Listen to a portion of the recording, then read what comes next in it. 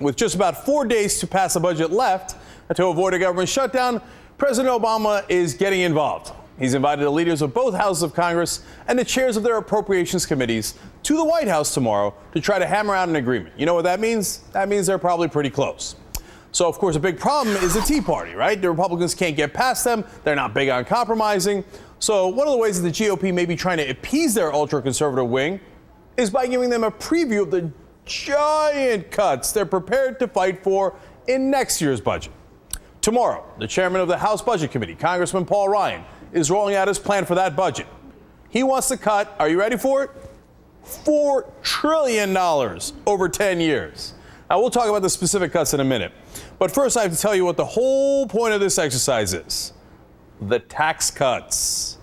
Of course, Ryan wants to continue to extend the Bush tax cuts. That's a given, no question about that. But that's not nearly enough.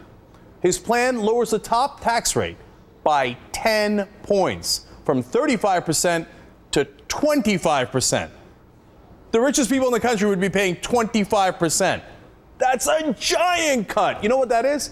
It's redistribution of wealth right to the top.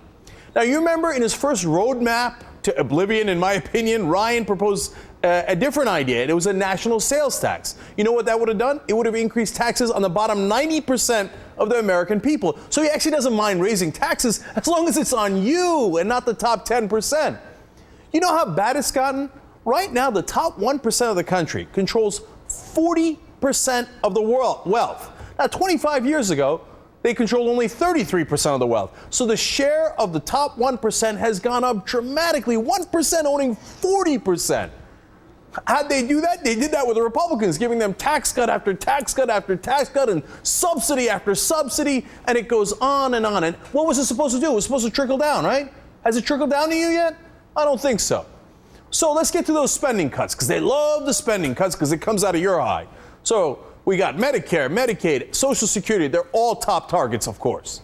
So, for example, for people 55 and younger, Medicare would become, and I love this euphemism, a premium support system. This means that instead of guaranteeing specific health benefits like it does now, Medicare would give beneficiaries a sum of money to use to purchase private insurance. Oh, what a wonderful coincidence. That happens to be some of the top donors for the Republicans, private insurance companies. So you'd get less money, and private insurance wouldn't even have to deliver a set of minimum benefits. How's that for premium support system? I mean, they are downright Orwellian. But of course, private insurers would make more money out of this. And oh, right, and the rich would get their tax cuts, so everything's going to be okay. How about Medicaid? Paul Ryan wants to cut $1 trillion from Medicaid's budget. He does that by giving states lump sums called block grants to fund their own programs. Republicans say this method provides more flexibility. But with a fixed sum from the federal government, that flexibility would mean states could and would limit enrollment. How do you like that for flexibility? House Minority Leader Nancy Pelosi today put it pretty bluntly. Putting Medicaid into block grants is one way to tie it put it in a box, tie it in a ribbon, and throw it in the deep blue sea.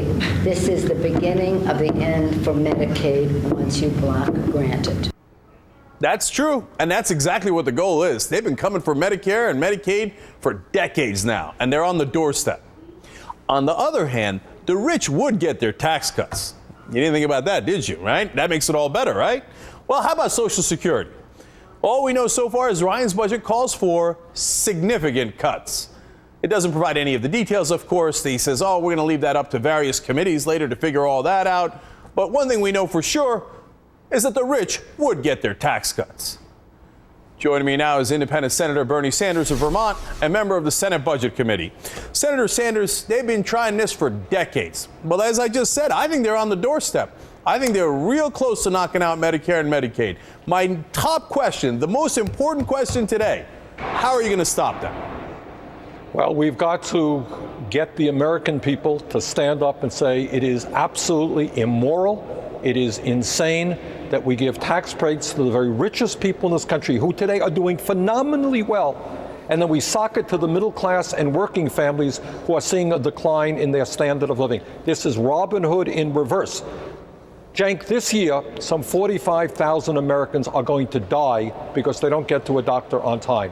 If you block grant Medicaid, if you voucherize Medicare, that number is going to soar. So what you are talking about is a life and death issue for millions of the American people.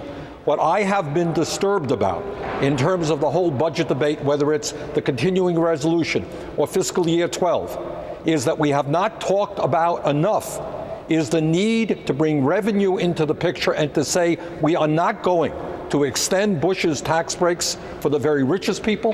What we need is a surtax on millionaires. Last week we announced that there were 10 corporations, 10 of the largest corporations in this country who not only paid nothing in taxes, they got substantial rebates. So the idea of cutting programs for the weakest and the most vulnerable to give tax breaks to the richest and largest corporations is totally grotesque. Now, Senator Sanders, I agree with you, and I know you're a progressive fighter. I know that. There's no question about that, all right? I follow this stuff closely. That's my job, right? But I also know, and I'm going to be blunt with you, Democrats have been terrible at defending their ground. Terrible. So I got to be honest with you. I have no faith. I have no trust. I mean, right now, if you said to me $4 trillion, I don't think they'll get $4 trillion. But if President Obama and the Senate Democrats play the usual games they play, they'll give them, here, I'll be on the road, I'll go crazy. You ready? I'll make a prediction. $2.1 to $2.5 trillion in cuts they'll agree to. Well, what the Democrats, Cenk, haven't done is made the case to the American people that the American people already support. There was a Wall Street Journal poll maybe 3 weeks ago. 81% of the American people thought the best way to address deficit reduction is a surtax on millionaires.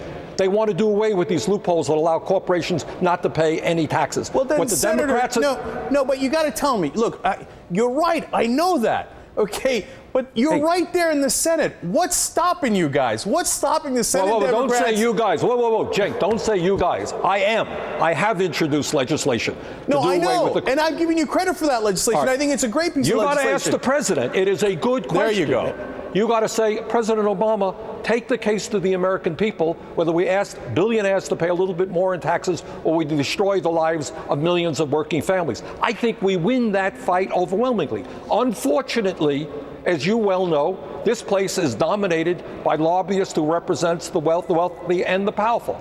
Now, I wish President Obama would not only enter the fray, but enter the fray on the side of working families. I think it's good public policy, morally the right thing to do. And you know what else, Cenk? It's good politics. We win that fight. Senator, unfortunately, money speaks very loudly around here. You're 100% right about that. So final question for you. What are you going to do if the president, I got to be honest, as usual, comes out and says, I'm going to split the difference. I'm going to agree with the Republicans. I'm not really going to make our case. I'm just going to say, look at me. I'm so centrist. Washington, aren't you happy? I've gone, 3/4 of in their direction. What are you going to do about it? What are you going to get? How are you going to rally progressives? I'm not putting it all on you. I know you're a great progressive. I'm saying, how do you fight back? I'm doing my best. I've introduced the legislation, on time after time. We're trying to defend Social Security from some Democrats who actually want to cut it. How do we get the president on our side? Well, I think it's millions of people saying, Mr. President, we voted for you because you told us you were going to defend working Americans. Now is the time to stand up to the big money interests, ask for shared sacrifice, don't balance the budget on the backs of the elderly, the poor, and the sick. If you do that, we're going to have tremendous popular support. I would like to see a couple of 100,000 people coming here to Washington to say hello to the president, say hello to the Republicans, say, do not balance the budget on the middle class and working families of this country. When the richest people are getting richer, they have not contributed one nickel to deficit reduction. If we can rally ordinary people into this fight, we will win it.